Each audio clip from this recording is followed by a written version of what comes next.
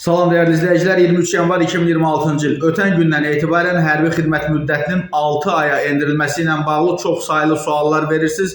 Halbuki həmin videonu cəmi 4% izləyici axıra qədər izləyib və xahiş edirəm bu videonu axıra qədər izləyin ki, heç olmasa bu dəfə əlavə suallar yaranmasın. Dəyərli izləyicilər, məsələ ilə bağlı hərbi məsələlər üzrə ekspert Rövşən Məhərrəmov Demokratat saytına bildirib ki, sülh müqaviləsi bağlansa belə regionda təhlükəsizlik riski heç vaxt aradan qalxmır. Azərbaycanın şimal və cənub qonşuları var və bu amil daim potensial təhlükə mənbəyi olaraq qalır.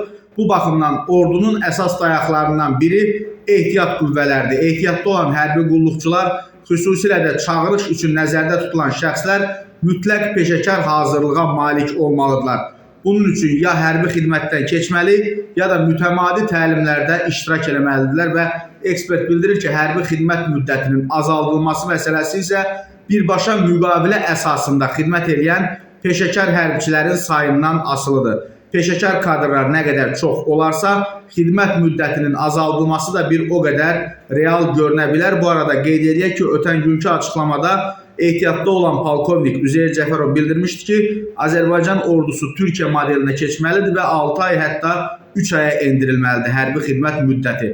Ancaq deputatlar Aydın Mirzəzadə və Hikmət Babaoğlu isə əlavə eləmişdi ki, bu sülh sazişinin imzalanmasından asılıdır. Yəni hazırki vəziyyətə görə dəyərli izləyicilər, bu məsələ müzakirə mərhələsindədir. Yəni ortada rəsmi bir qərar yoxdur və bu barədə də ötən günkü videoda da ətraflı qeyd eləmişdim.